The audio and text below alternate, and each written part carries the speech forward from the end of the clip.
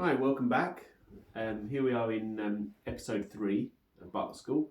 Just a short one tonight. Just really want to talk to you about some required reading, or maybe I should say suggested reading. I've got a little selection of books in front of me which will probably all help you.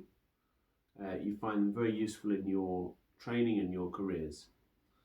The first one, what we've basically got, we've got ones that are sort of like the history of butlering. We've got other skills which will help you within butlering. We've got the practical skills of catering, the knowledge of catering, and the knowledge of etiquette and entertaining. So there's your categories. But the first one I'd like to talk to you about is a fairly unknown book called They Also Serve.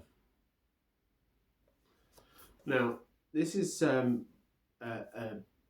autobiography of a gentleman called Bob Sharp, although it was, I believe, ghostwritten by another gentleman who worked for sort of Country Landowners Gazette or something like that. But it's in Bob Sharp's own words.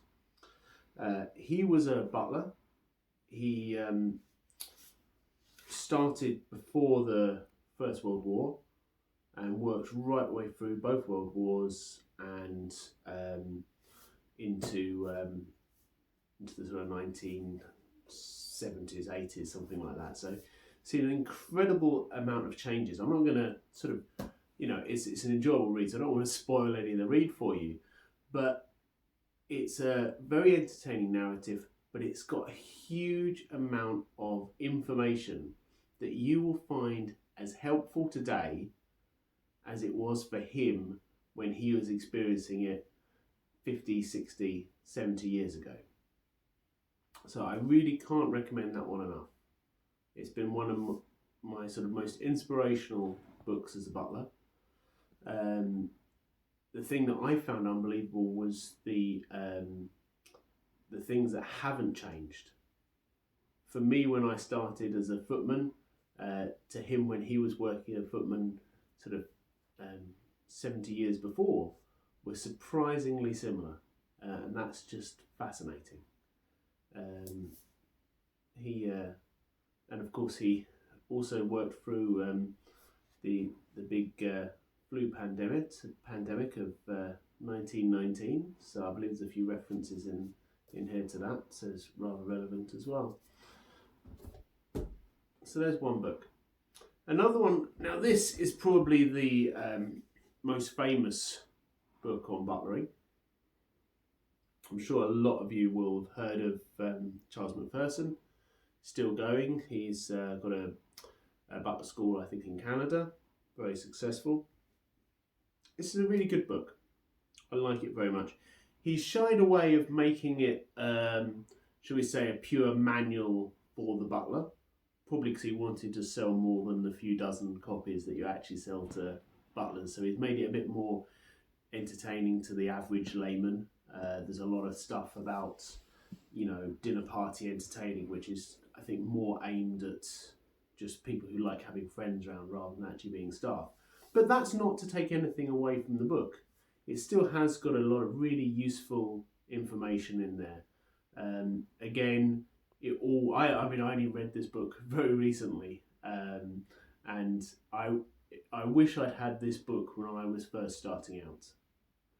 It wasn't written then, so I couldn't have done, but it's great.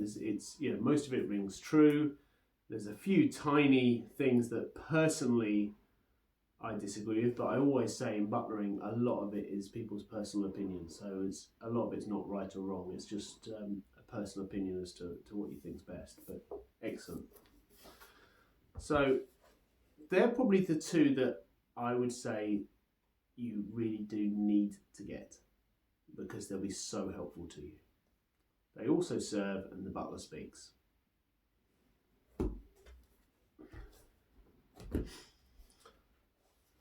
Now this is another book which I think you may well find useful. It's by Erin Meyer, and it's really telling you about cultural differences across the planet.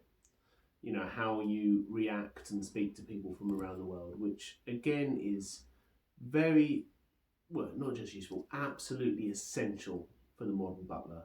Because it doesn't matter what country you're in now, you'll be working from people from around the globe. So actually there's surprisingly few books on butlering. If any of you know any great books on butlering, please let me know. I'll straight away buy them, read them, review them, and have a chat about them, because I'd love to see them, but so far I haven't seen many. I am in the process of writing my own, and hopefully that will be published when I finish it, and needless to say, I'll be trying to persuade you to buy a few copies of that as well.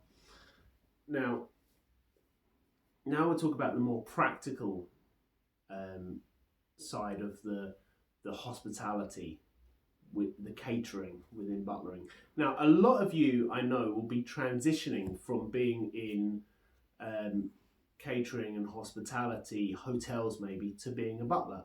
So you may well have trained and had these kind of books when you were training, just like I did. Now, I don't know which edition numbers these are. They're pretty old now.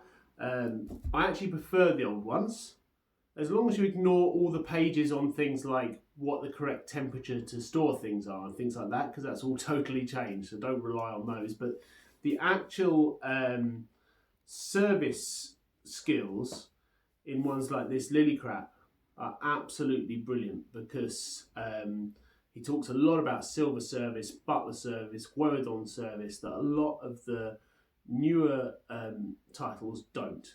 And this particular this particular manual, what's it called? Food and Beverage Service, by, I know his name's Lillycrap, what's his first name? I don't know, Arnold. Or is that the publisher? I don't know. But anyway, this one here, I would definitely recommend you get. It's one that I often refer back to when I'm trying to think of how to do something. Now, I think you will probably all know Debrett's. They are the go-to when it comes to etiquette. If I want to know something about etiquette, I go to Debrett's books. Here's just two of them. I've got a big pile of them, to be honest. There's so much the go-to that even if they were to make a mistake, everyone would assume it's the correct, because they're the only people you check with. So Debrett's, Modern Manners being the main one. This one's probably not so useful actually as a butler, because it's a bit elementary, but certainly the Etiquette and Modern Manners is a really good one. Like I said, I'm just going to keep this one quite short today, just about 10 minutes.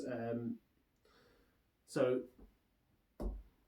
just going to chat to you quickly about the absolute classic Bibles of cookery. The Larousse Gastronomique, which is, as it says, an encyclopedia of gastronomy, of food, of cooking. In there you'll find how to cook and prepare pretty much every dish there is. And Escoffier's My Cuisine, which again is, I don't know if I'm right in saying it was the first cookbook, but it's certainly one of, well, no, it's not the first cookbook, but it's probably the first one in our modern understanding of a cookbook. I know they're going right back to the 16th, 15th century, but this one is how we would, in modern terms, understand a cookbook. So your homework, shall we say, is to have a look at these books. If you're in the position to buy them, download them, I'm sure that they exist on Kindle and similar things to that. Have a look. I think you'll find them really helpful. And then, tomorrow, I know you're not going to have read all these by tomorrow, but tomorrow we'll be putting some of these elements into practice that you'll then be able to reference through some of these books. So I hope that's been useful for you tonight. Thank you very much. Goodbye.